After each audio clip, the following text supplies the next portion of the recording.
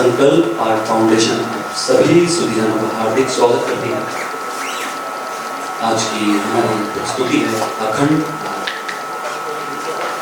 नाटक की अवधि है 1 घंटा 10 मिनट बिना किसी कालांतर के। नाटक के लेखक और निर्देशक हैं शैलेंद्र कौशिक। आप सभी से अनुरोध है, कृपया करके अपने अपने मोबाइल फोन या तो स्विच ऑफ कर लीजिए या उन्हें साइलेंट मोड पर डाल दीजिए।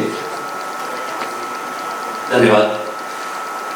तो लीजिए, प्रस्तुत है अखंड भारत।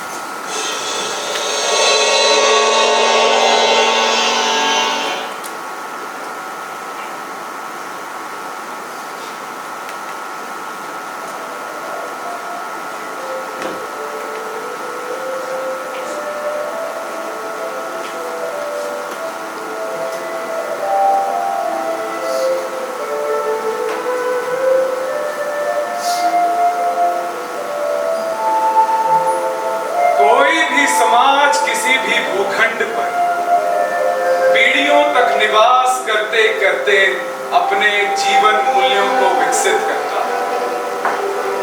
कुछ मान्यताएं स्थापित होती हैं, जीवन के प्रति एक सुनिश्चित दृष्टिकोण विकसित होता है। उन्हीं जीवन मूल्यों व जीवन आदर्शों का आधार लेकर वो समाज जीता है। जो आदर्श होते हुए भी उस समाज का अस्तित्व है और उसकी बाह्य अभिव्यक्ति इन्हीं जीवन मूल्यों, जीवन आदर्शों, मान्यताओं व परंपराओं के माध्यम से होती है, जिसे मोटे रूप में उस राष्ट्र की संस्कृति कहते हैं। संस्कृति के नष्ट होते ही रोम, मिस्र, यूनान नष्ट हो गए। इस कथन का तात्पर्य यही है कि जो उन समाजों के जीवन आदर्श थे, मान्यताएं व परंपराएं थी, जिसके माध्यम से उस समाज की अभिव्यक्ति होती थी, वो लुप्त हो गए। एक समय था जब ग्रीक की सेनाओं के सैनिकों के पथ संचालनों के पदाघातों से दुनिया कांपा करती थी, परंतु आज ग्रीक कहां है? इतिहास के पन्नों में विलुप्त हो गया है। एक समय था जब रोम की सेनान की ध्वजा इस दुनिया की हर उपभोग वस्तु के ऊपर फहराया करती थी, परंतु आज वो कहां है? जिस राज्य पर सीजर राज किया करते थे, आज वहां मकड़ियां जाला बुना करती हैं। इसी प्रकार अन्य जातियां इस विश्व के रंगमंच पर आई, गर्व से उन्होंने सीना फुलाया, वह विश्व पर अधिकार करने की चेष्टाएं की, परंतु वह सभी अपनी जातीय जीवन की कालीमा व कलुष को छोड़कर विलुप्त हो गई। आज कहीं उनका नामो निशान नहीं रहा। दुनिया के रंगमंच पर अनेक सभ्यताओं का उदय हुआ, उत्थान हुआ और अंततः पतन हो गया। वो काल के गाल में समा गई, किंतु ये भारत देश अनेक आंधियों, तूफानों, अनेक उतार चढ़ाव से निकलने के बाद भी आज तक जीवनमान है, विद्यमान है, क्योंकि इस राष्ट्र का मूल आधार यहाँ की संस्कृति इस राष्ट्र के लोगों ने इसे मजबूती के साथ पकड़े रखा। यहाँ इसकी मूल शक्ति है। इसी के आधार पर इस राष्ट्र ने अपनी जीवन दृष्टि का विकास किया, जीवन का लक्ष्य निर्धारित किया, परंपराओं का विकास किया, उसी के अनुसार भिन्न भिन्न संस्थाओं का निर्माण किया। तात्पर्य यह है कि मूल तत्व को पकड़ कर रखा। उसी के कारण सारे उतार चढ़ाव के बाद भी आज तक जीवित है।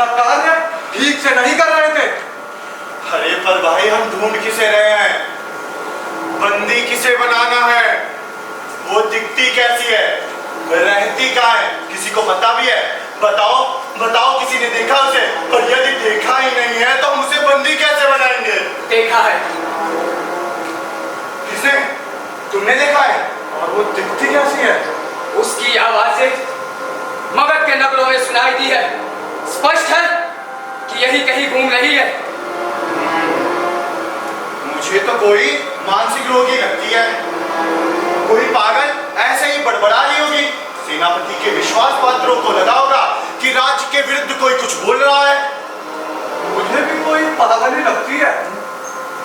पर एक पागल से राज्य को क्या हानि हो सकती है? ऐसे कई पागल मगध में घूम रहे हैं, बच्चे उन्हें पत्थर मारते हैं और कुछ लोग उन्हें खाना दे देते हैं। ये कर्म तो यहाँ कब से चल ही रहा है। मैंने सुना है उसका स्वर अत्यंत कठोर, स्पष्ट और डरावना। उसके स्वर में कोई भय नहीं है। ऐसा प्रतीत होता है कि वो मगध के नागरिकों को कोई संदेश देना चाहती है, कुछ कहना चाहती है। परंतु कहना क्या चाहती है वो? ये मैं समझ नहीं सकता। उसकी बातें समझ पाना इतना आसान नहीं है। कभी लगता है कि वो मगध के विरुद्ध कुछ कह रही है, तो कभी लगता है उसकी बातों से कि स्वयं राजगद्दी तक को खतरा है।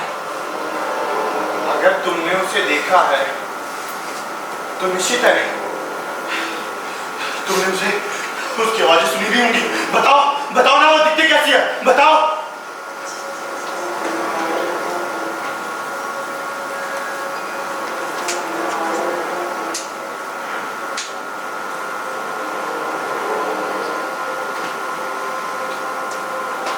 लंबे बाल, लाल लाल आंखें और नाखून ऐसे जैसे चीरते किसी की देह, पर आंखें बिल्कुल स्थिर, बिना पल के झपकाए आपके मस्तिष्क में अपने विचार प्रेषित कर सकती है, आपको भी अपने जैसा बना सकती है।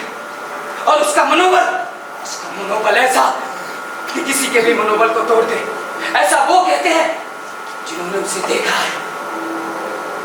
तो यानी तुमने भी उसे नहीं देखा है? अरे ये सब भ्रांतियां हैं। वो बस एक पागल है जो मगध की जनता को परेशान कर रही है बस, और उसे पकड़ना हमारे लिए कोई मुश्किल नहीं। वैसे रात्रि का दूसरा पहर आरंभ हो चुका है, चलो कुछ देर विश्राम कर लें। और यदि सेनापति को ज्ञात हो गया तो? कुछ ज्ञात नहीं होगा उन्हें, हम में से कौन बताएगा? तुम विश्राम करो, मैं पहरा देता हूँ। नहीं, तुम विश्राम करो। नींद मेरी आंखों से कोसों दूर है, तो मेरा पहरा देना उचित रहेगा। जैसी तुम्हारी इच्छा मित्र। चलो मित्र, हम विश्राम करते हैं। चलो चलते हैं, विश्राम करते हैं। चलो।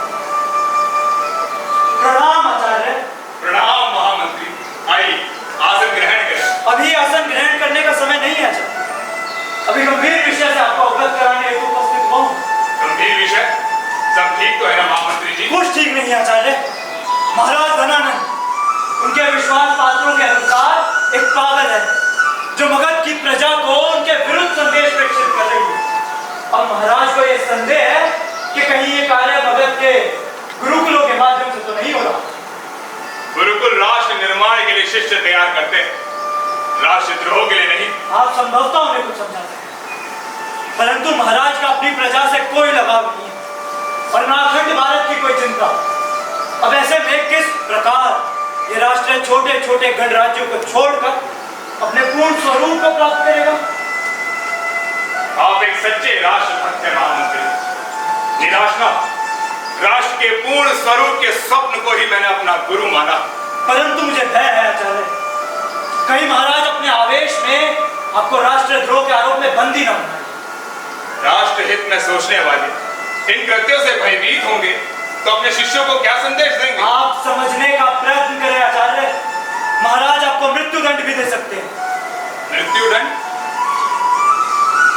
मृत्यु का भय उसे होता है जिसके मन में मोह होता है, परंतु सन्यासी जीवन तो मोह माया से परे होता है। एक सच्चे राष्ट्रभक्त को अपने आज के कष्टों से भयभीत नहीं होना चाहिए, तभी एक सुनहरे भविष्य का आगमन संभव है। मैं आपके विचारों का आदर करता हूँ आचार्य, परंतु मुझे आपकी सुरक्षा की चिंता है, इसीलिए मैं आपसे निवेदन करता हूँ। निश्चिंत रहिए, जब जब जो जो होना है तब तक सो होता है। नियति तय है और आप जैसे वीर के होते हुए मगध राष्ट्र का और मगध के हित में सोचने वालों का बाल भी बाका नहीं हो सकता। परंतु मुझे आपके साथ साथ आपके परिवार की चिंता भी है आचार्य। विष्णुगुप्त अभी बहुत बालक है, आपको उनके संदर्भ में भी सोचना होगा। विष्णुगुप्त के विषय में चिंतित होना छोड़ दीजिए महामंत्री, वो इन विषम परिस्थितियों को देखेगा तभी तो भविष्य में उसे सच्चे अर्थों में राष्ट्रभक्त होने का अर्थ पता लगेगा। जैसा आप उचित समझे, मेरा कर्तव्य था आपको इस विषय में सूचना देना। अब जो आपको उचित लगता है वो करने हेतु स्वतंत्र है। अनुमति दीजिए, चलता हूं। सब कुशल, सब मंगल।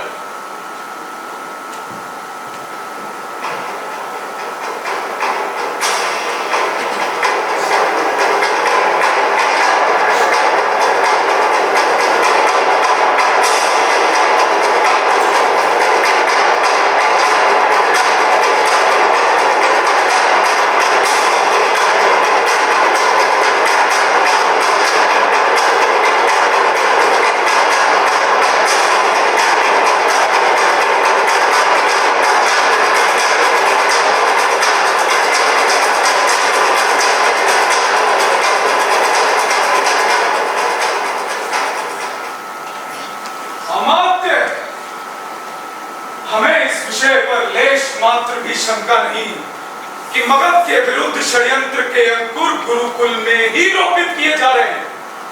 भला ऐसा कैसे हो सकता है? एक पागल जिसे किसी ने नहीं देखा और किसी ने सिर्फ सुना है, वो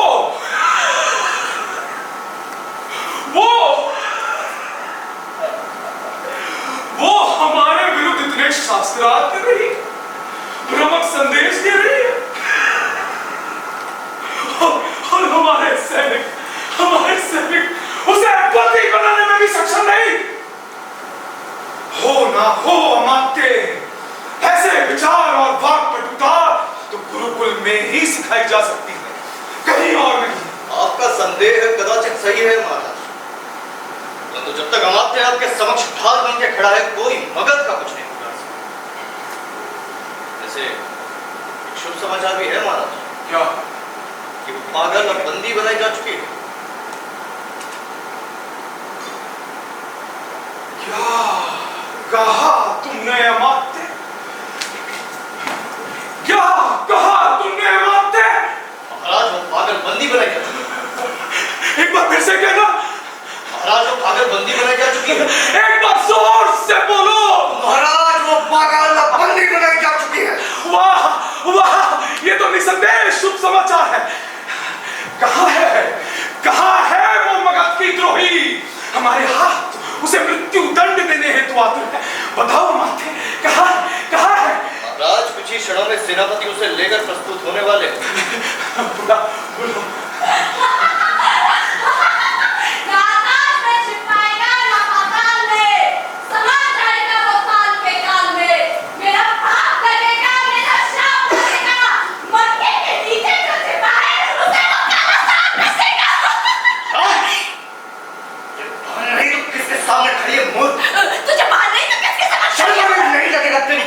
काटने में मुझे जानती है कि महाराज भरत के समक्ष नहीं है। जानती है तो महाराज बनाना।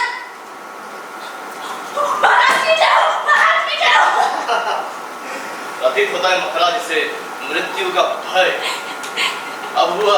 भय हुआ है? मृत्यु को भय हुआ है। मृत्यु को भय हुआ है। क्या? मृत्यु को भय हुआ है? मृत्यु को?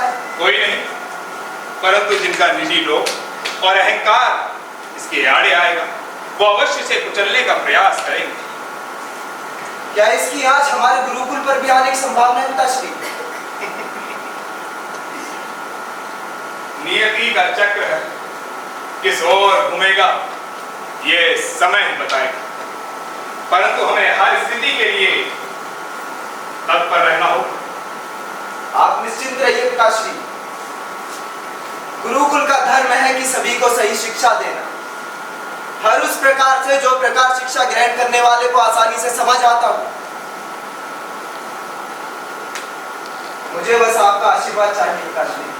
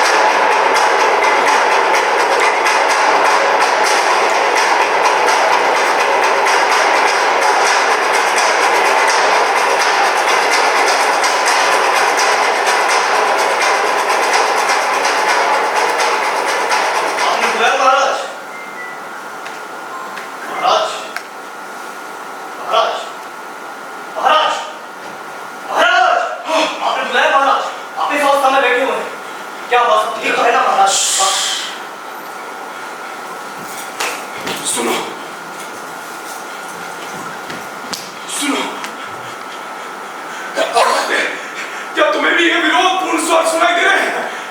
या ये मात्र हमारे मन का भ्रम है? हम क्यों रात्रि के इस पहर जाग जाते हैं?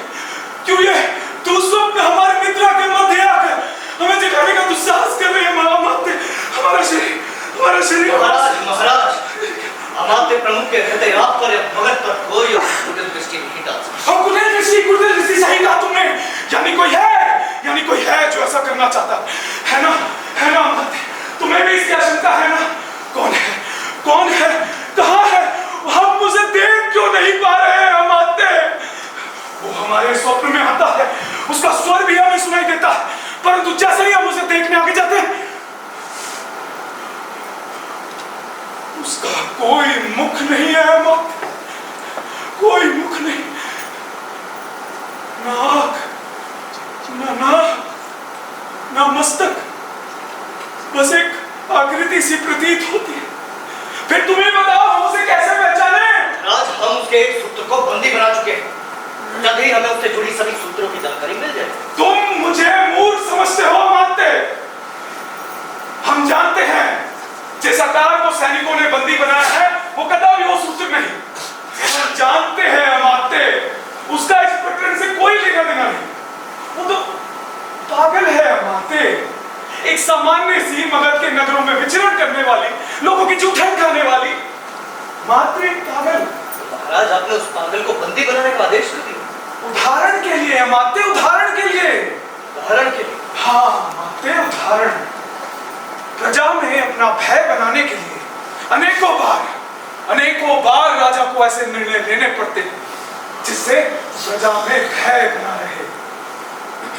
परंतु महाराज, इससे प्रजा में आपके प्रति रोष की भावना जन्म ले सकती है। फिर तुम किस लिए हो अमात्य? किस लिए हो तुम? ऐसे स्वरों को कुचलने का कार्यभार तुम्हारे कंधों पर ही है, परंतु जब तक प्रजा तक ये बात पहुंचे कि ये पागल वो नहीं जिसके स्वर मगध की जड़ों को खाने में लिप्त है, जिसमें तुम्हारे मगध नरेश की दशा उसके स्वयं के राजमहल में बंदी जैसी कर दी है, तब तक हमें हर उस व्यक्ति, हर उस विचार को बंदी बनाना होगा, दबाना होगा, उसे दबाना होगा, बंदी बनाना होगा। कर पाओगे? मेरा धर्म यही है महाराज कि आपकी सेवा करना और आपके सामने आने वाली हर विपत्ति को दूर करना। आप बस आदेश दें। ठीक है तो सुनो, मुझे मगध के हर गुरुकुल की गतिविधि के बारे में जानकारी दो। जिसे बंदी बनाना है बनाओ, कारावास में डालो। यदि किसी को मारना पड़े कोई समस्या नहीं है, उसको मारो, उसको काटो। ये मेरी है अमात्य, मेरी है मतलब मेरी है। इसके विरुद्ध उठे हर स्वर को कुचल दो। उदाहरण साबित करो अमात्य, उदाहरण। जो आज्ञा महाराज। और हाँ, आचार्य जनक को भी। जी महाराज।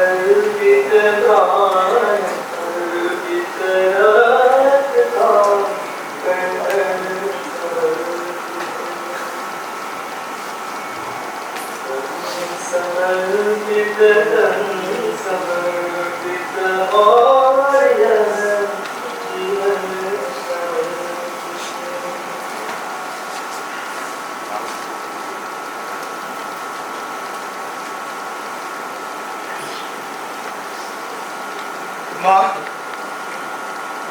क्या मगध में इतना समय व्यतीत करने के पश्चात हम यहाँ आम जन में इतना भी विश्वास नहीं जीत पाए कि कोई हमारे पक्ष की बात करे।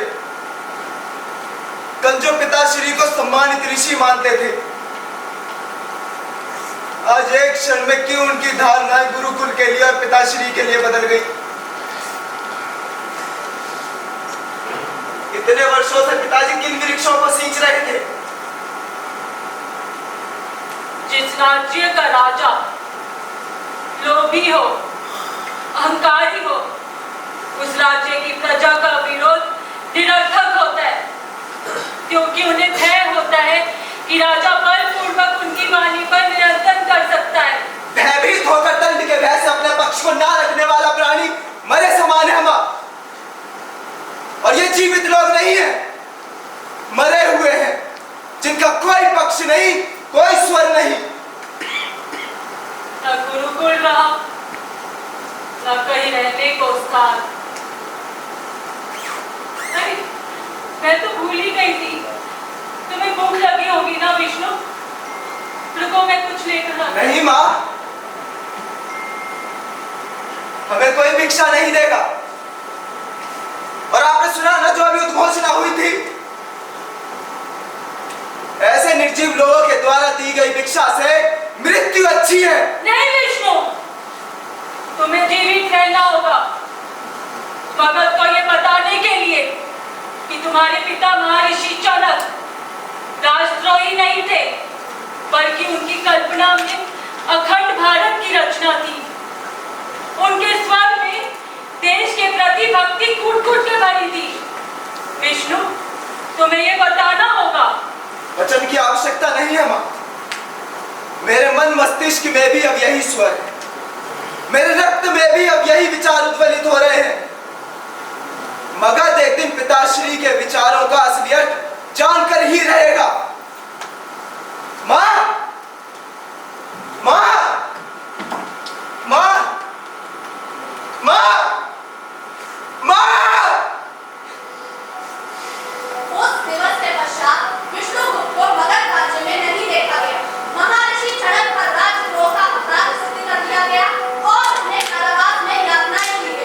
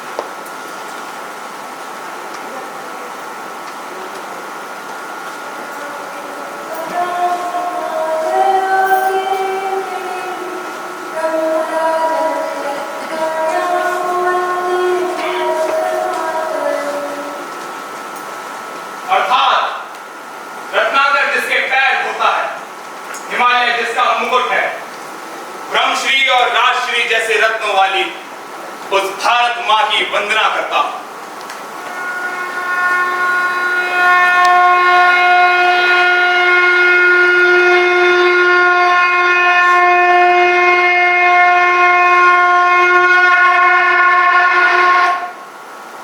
आचार्य चाणक्य, ये आकाश की ओर आप क्या देख रहे हैं? किस गहन विचार में खोए हुए हैं आप? चंद्रगुप्त, मैं भारत माता के अखंड स्वरूप को देख रहा हूं। देख रहा हूं भारत माता को विश्व गुरु के सिंहासन पर बैठे हुए। वो मुझे स्पष्ट नजर आ रही। आचार्य, मुझे तो ऐसा कोई कारण नजर नहीं आ रहा। शीलभद्र, तुम जिस दृष्टि से देख रहे हो वो एक व्यक्ति की दृष्टि है। व्यक्ति ये दृष्टि अपने जीवन काल की अवधि से प्राप्त करता है, परंतु मैं जिस दृष्टि से देख रहा हूं वो राष्ट्र दृष्टि, जिसमें हजारों हजार सालों में परिवर्तन होते हैं। वाह आचार्य, आपकी यही राष्ट्र भक्ति, यही राष्ट्र निष्ठा हमारी प्रेरणा का आधार है, जिसके आधार को लेकर हम अखंड भारत की स्थापना का संकल्प लेते हैं। आपकी इसी प्रेरणा से भारत माता के पूर्ण स्वरूप को समझ पाते हैं। जहाँ हमारे शरीर की माता हमें जन्म देकर हमारे शरीर से दूर हो जाती है, वहीं भारत माता अपनी नदियों के पवित्र जल से मेरी प्यास बुझाती है और धरती माता का अन्न खाकर जीवन भर मेरे शरीर का पोषण होता है।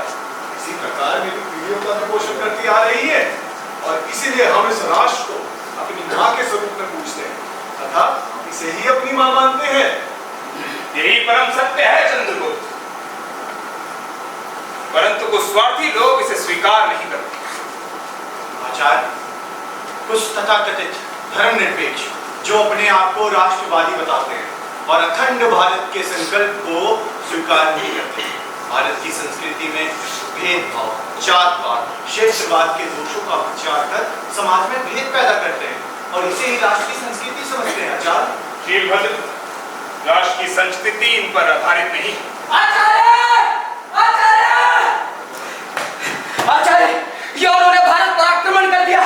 क्या भारत का प्रवेश द्वार पर उन्हें किसी ने रोका नहीं? सीमावर्ती के राजा अवश्य ही जान से लड़े थे, परंतु आचार्य, अलेक्जेंडर के किले को चारों तरफ से घेर रखा है और तक्षशिला के राजा भी शत्रु से पहले ही मिल गए हैं।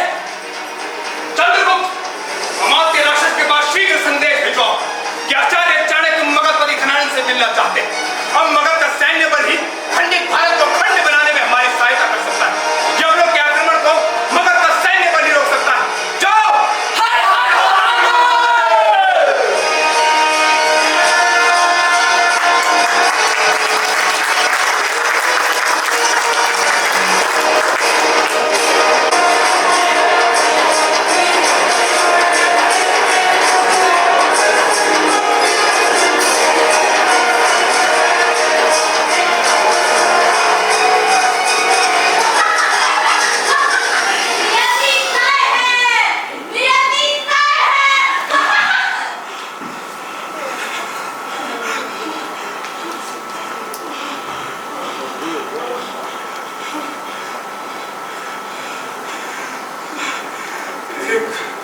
लंबी अवधि बीत गई, परंतु आज भी अनायास वो स्वर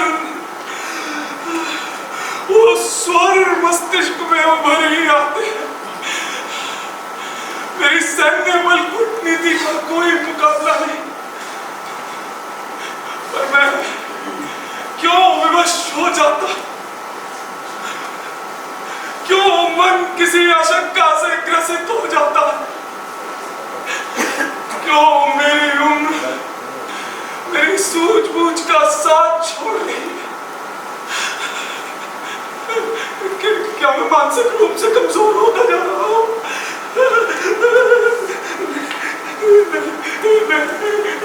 मानसिक रूप नहीं।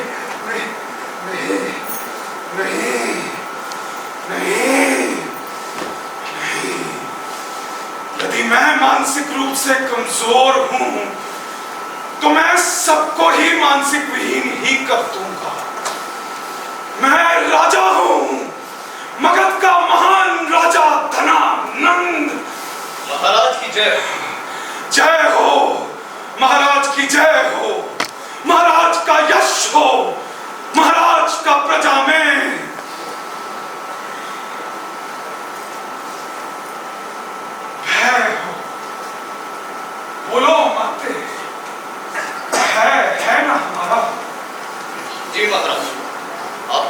जय है और भय भी है। और सम्मान, क्या प्रजा तुम्हारे राजा का सम्मान करती है? जी महाराज, अवश्य करती है। पर इसमें इतना दुस्साहस कि आपके सम्मान के विरुद्ध सोचे सीधा मृत्यु का भय नहीं करते। यानी मृत्यु के भय से ही लोग हमारा सम्मान करते हैं। आप वैसे ना होइए महाराज। क्यों ना हो माते, क्यों ना हो, हमें पुनः वही स्वर सुनाई दे रहे हैं। हमें लगता है हमारे विरुद्ध कोई षड्यंत्र न चल रहा है। हमें लगता है इस बार से यहाँ से अगर एक तीर हमारे हृदय को भेज देगा, हमारे हृदय को भेज देगा। महाराज, जब तक हमारे प्रमुख मुद्रा राक्षस जीवित है आप ऐसी कल्पना न करें। आपके विरुद्ध उठने वाले हर स्वर को आपके कुचल देगा। यही उम्मीद है तुम्हें तुमसे। महाराज, एक समाचार। हाँ बोलो माते, बोलो। आचार्य चाणक्य आपसे मिलने की अनुमति चाहते हैं। क्यों? वो हमसे क्यों मिलना चाहते हैं? अब ये तो वो स्वयं यही आके बताएं। तब तक आपकी अनुमति हेतु प्रतीक्षारत है। यदि तुम्हें प्रतीत होता है उन्हें आना चाहिए, तो उन्हें आना चाहिए, उन्हें आना चाहिए, आना चाहिए ना माते? मुझे तो प्रतीत होता है महाराज उन्हें अवश्य आना चाहिए। हाँ तो बुलाओ।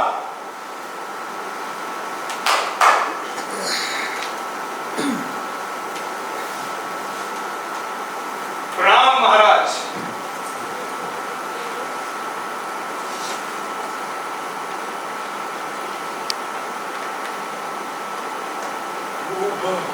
वही चेहरा, वही आओ भाव।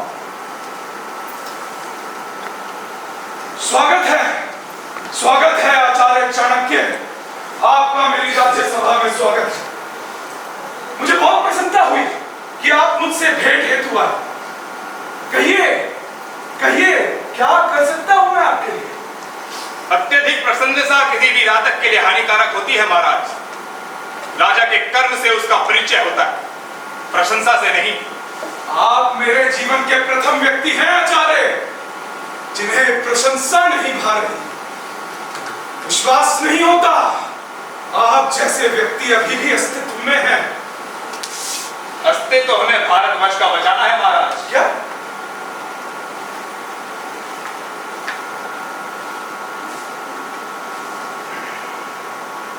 हाँ, अभिप्राय क्या है तेरा? महाराज, समय आ चुका है कि हमें अलग प्रांत अलग राज्य की ना सोचकर भारत के वश में सोचना होगा। अखंड भारत के स्वप्न को पूरा करना होगा, जिससे हमारी भारतीयता और भारतवर्ष हेतु निर्णायक प्रगतिशील सोच हो। और महाराज, संभव है कि भविष्य में आक्रांताओं का आक्रमण भी भारतवर्ष पर हो। तेरी मंत्रणा गंभीर है ब्राह्मण, निसंदेह गंभीर, परंतु तुझे ऐसी अनुभूति क्यों हो रही? कारण जान सकता हूं मैं? मगर नरेश, ये निश्चित रूप से तय है कि भविष्य में ऐसी स्थिति आएगी जब हमें एकजुट होना ही होगा, अन्यथा हम बांट दिए जाएंगे, खंड खंड में विभाजित कर दिए जाएंगे। ये तो वही ईश्वर है। जाति, वर्ण, स्थान और विचार के अनुसार यदि आज भले ही बलपूर्वक या प्रेम पूर्वक हमें एकजुट होना ही होगा। और महाराज, इसका भुगतान प्रजा को नहीं स्वयं आपको भी करना होगा और परिणाम गंभीर हो सकता है महाराज। क्या कहा तूने ब्राह्मण?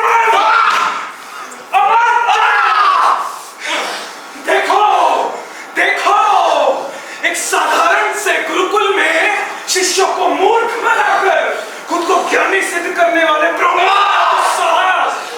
जो खुद की शिखा को एकजुट रख नहीं पाया, इस देश के राजाओं को संगठित करने का स्वप्न देख रहा है। राजा होता है, राजधर्म उसके रक्त में होता है। एक ब्राह्मण, एक तुच्छ ब्राह्मण उसे राजधर्म सिखाएगा जिसका स्वयं का जीवन भिक्षा मांग कर व्यतीत होता हो। अखंड भारत तलवार के बल पर शरीर का नाश किया जा सकता है, बलपूर्वक सिर्फ आकार को परिवर्तित किया जा सकता है, परंतु विचार तो निराकार है धनानंद। उसे ना तू तब परिवर्तित कर पाया था, ना अब कर पाएगा। ये वही ईश्वर है जिन्हें हमने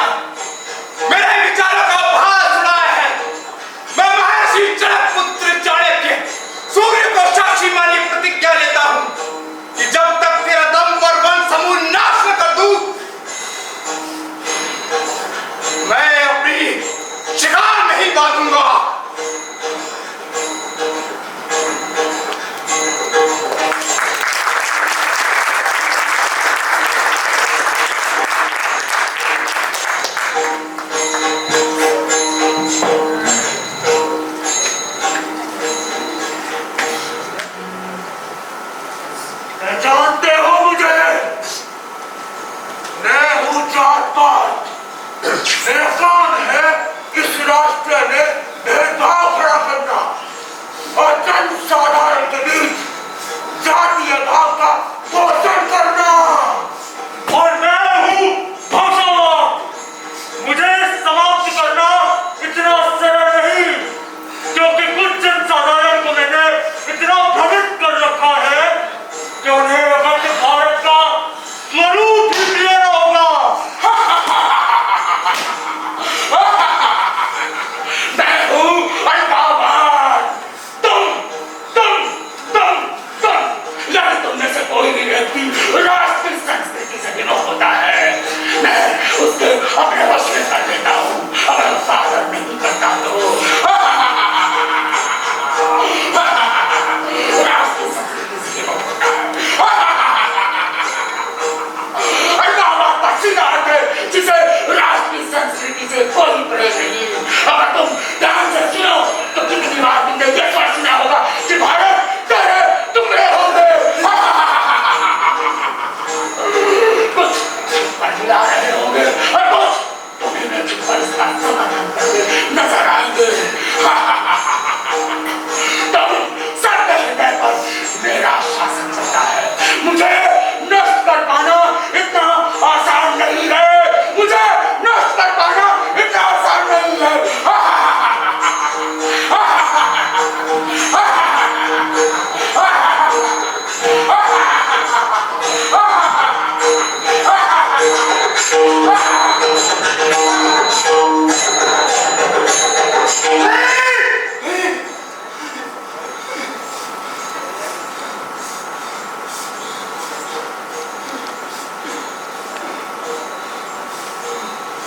कोई मुझे भयभीत नहीं कर सकता। मैं जिस मार्ग पर चल रहा हूं उसमें राष्ट्र ही सर्वप्रथम। और ये राष्ट्र मेरी माँ है और माँ की रक्षा करना हर पुत्र का धर्म होता है। हर संभव प्रयास कर यदि अपने प्राणों की आहुति भी देने पड़े तो कोई संकोच नहीं, क्योंकि मेरे पास सत्य का बल है। इसलिए मैं तुमसे भयभीत नहीं हो सकता। मेरे सीने में अखंड भारत की लौ धड़क रही और यही यही यही मेरी संकल्प शक्ति है। यही मेरी संकल्प शक्ति है।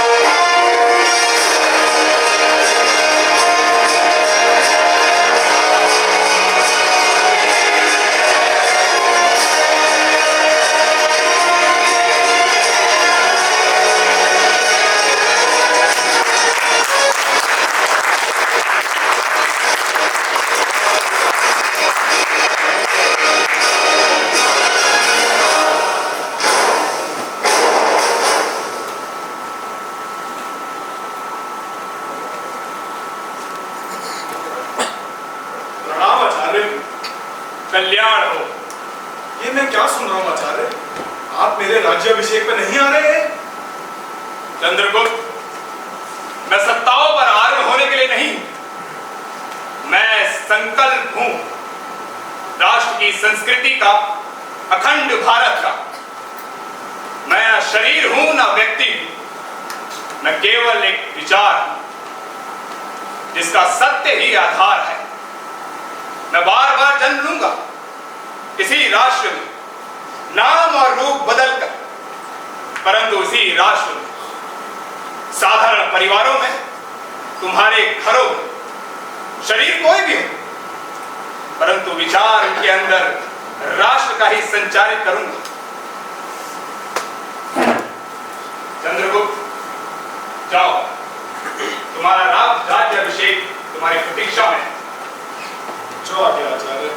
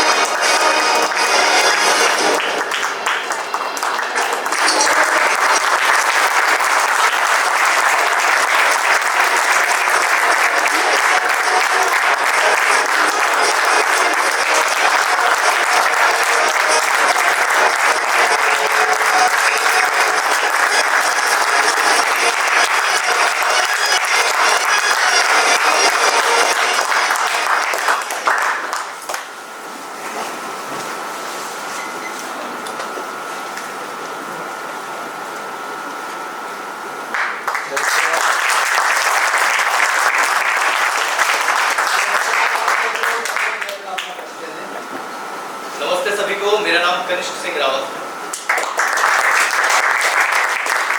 जय श्री राम, मेरा नाम खुश गुप्ता है। नमस्ते, मेरा नाम असद आते साहब है। आप सभी लोगों को नमस्ते, मेरा नाम संदीप है। नमस्ते, मेरा नाम खुशबू है। नमस्ते, मेरा नाम अकबर कुरैशी। मेरा नाम राकेश कुमार है। नमस्ते, मेरा नाम अंजना दत्ता है। नमस्कार, मेरा नाम गौरव काकरान है। नमस्कार, मेरा नाम गौरव उपाध्याय है। नमस्कार, मेरा नाम हरजीत सिंह।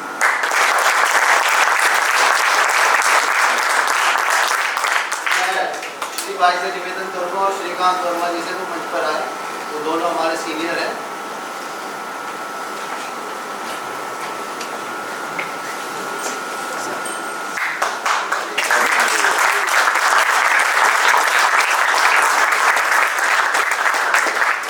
मेरे सहयोगी मेरे छोटे भाई दिलीप बब्बर,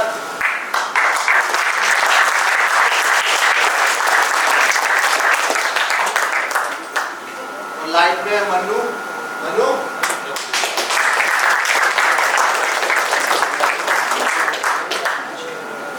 और मुकेश जी मेकअप में मुकेश जी,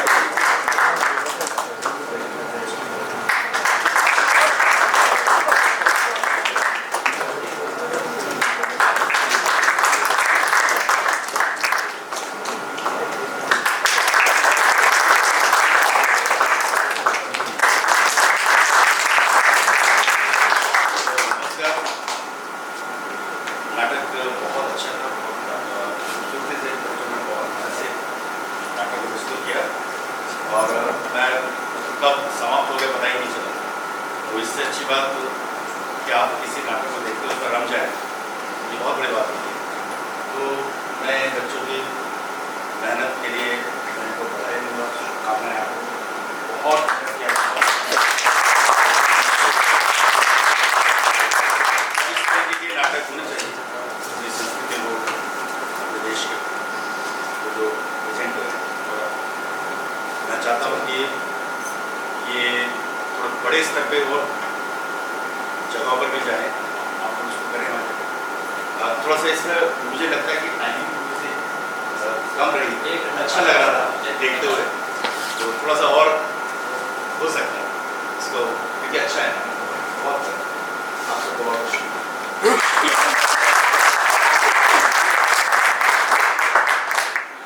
आप सबका बहुत अच्छा लगा हमें ये नाटक, बहुत ज़्यादा अच्छा लगा। इससे ज्यादा बोलने की आवश्यकता नहीं, अब दर्शक खुद उठ करके बोल दे नाटक बहुत अच्छा लगा, इससे अच्छी कोई बात नहीं हो सकती। और बड़ी बात जो श्रीकांत ने बोली वो बहुत अच्छी बात है। अमूमन हम सब क्या करते हैं, नाटक देखते हुए कई दफा नाटक खिंच जाता है, बोर होने लगते हैं किन्हीं भी कारण से, तो या तो परफॉर्मेंस देख करके बोर होने लगते हैं। लेकिन जो श्रीकांत ने कहा वो एक नोट करने वाली बात है कि किसी नाटक को देखते हुए अगर आपको लगता है कि इसकी अवधि और होनी चाहिए, हमको लगा कि हम अतृप्त रह गए, थोड़ा और देखने की इच्छा थी, ये शायद नाटक की भी सफलता है, नाटककार की सफलता है, और सबसे बड़ी सफलता इन अभिनेताओं की, क्योंकि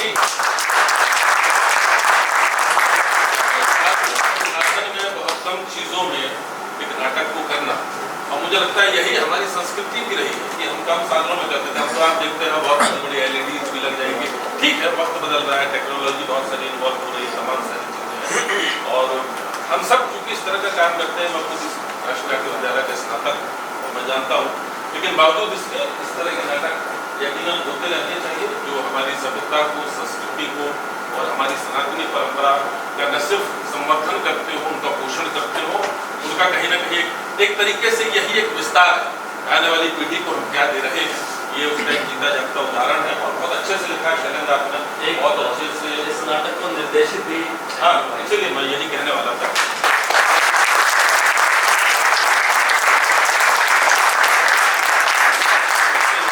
भी है, निर्देशक भी है, ये बड़ी अच्छी बात है। लेकिन सबसे अच्छी बात ये है जो मैंने शैलेंद्र यहाँ बैठ करके विकास भाई आप सबने बड़ा अच्छा कमाल किया, तो सबसे पहले बात है